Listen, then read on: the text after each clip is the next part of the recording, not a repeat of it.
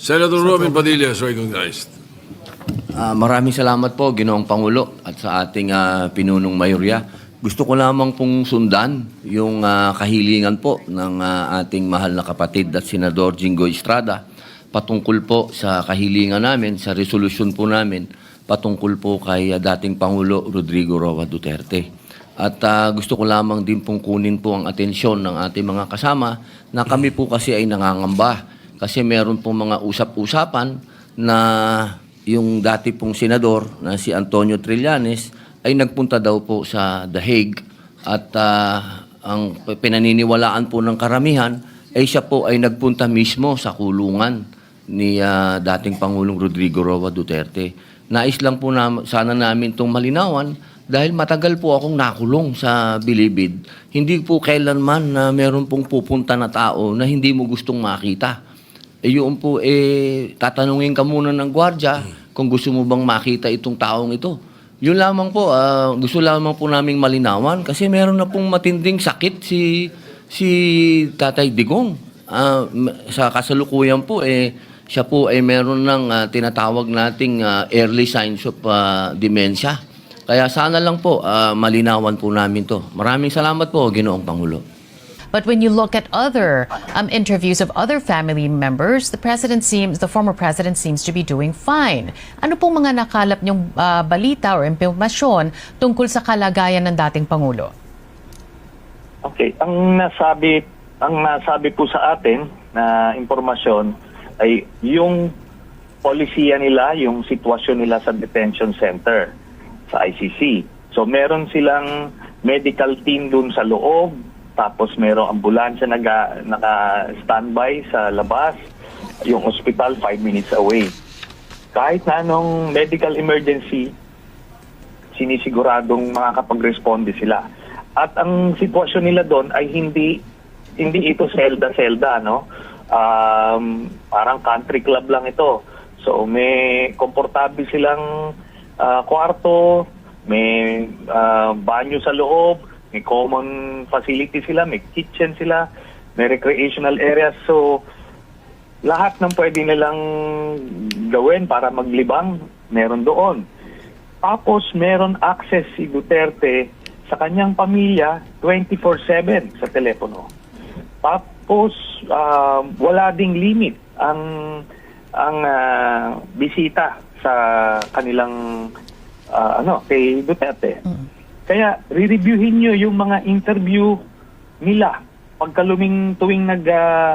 tuwing bumibisita sila kay Duterte. Malalaman nyo na okay yung kalagayan, maganda yung usapan.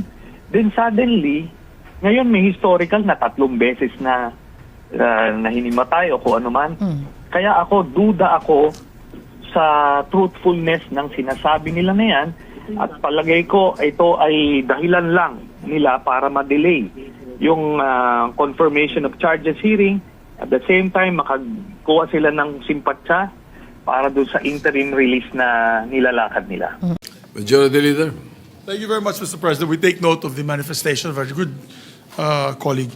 So, Mr. President, I move that we proceed with the reference of business. Additional reference of business. The Secretary will proceed with the reference of business. Additional reference of business, bills on first reading, Senate number 1419, an act consolidating all performance measurement tools and reward system for all local government units by institutionalizing a culture of meritocracy in the Philippines, amending certain provisions of RA 11292, the Seal of Good Local Governance Act of 2019, and for other purposes. Senator Villar M. Referred to the Committees on Local Government and Finance. Senate number 1420, an act mandating the inclusion of social awareness and social responsibilities as part of the curriculum in all senior high schools. Senator Villar M. Referred to the Committee on Basic Education.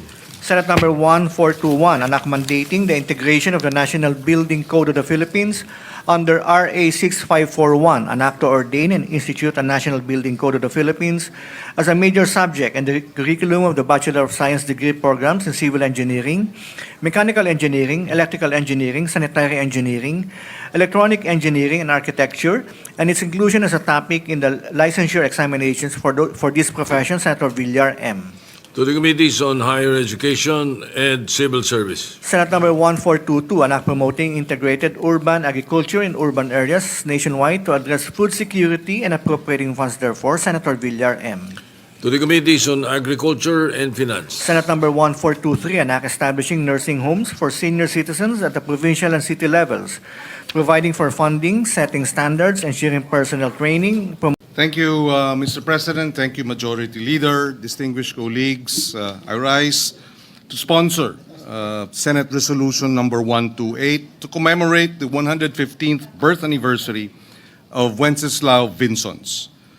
Before I proceed, Mr. President, I'd like to place on record that the following are here with us as members of the family of Wenceslao Q. Vinsons from Camarines Norte. At 24, he was a delegate to the 1934 Constitutional Convention. At 27, he was governor of Camarines Norte. At 29, he was assemblyman. But the two tests, sabi nga, came not in the halls of lawmaking, but in the forests of Bicol during World War II. And for the Japanese, neutralizing Vinson was essential. When he was captured in 1942, they offered him collaboration, help pacify the resistance in exchange for his life, and he refused. And therefore, the Japanese retaliated by executing 6 members of his family: his father, Gabino, his wife, Liwayway, his sister, and 2 of his children. And an unborn child was lost with Liwayway. So she was pregnant at the time that she was killed. So clearly, the sacrifice of Wenceslao Vinsons and his family is worthy of Immeasurable. immeasurable and worthy of our giving him the honor that he deserves. I therefore move that we, well, unless there are, yes, I understand the gentleman from Camarines Norte. Senator Robin Padilla is recognized.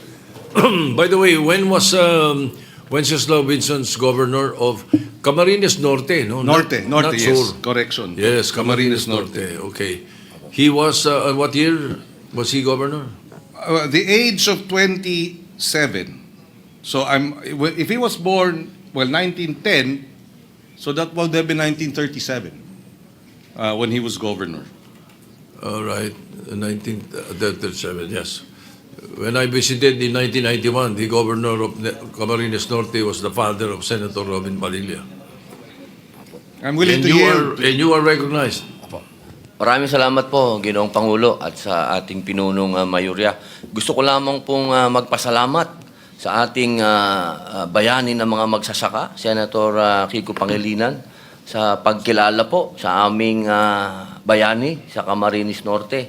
Ang buong probinsya po ng Camarines Norte, kasama po ang pamilya ng aming bayani, ay nagpapasalamat po sa inyo sa pagkilala nyo po at sa pagtindig dito sa ating plenaryo upang bigyan po siya ng nararapat na pagkilala.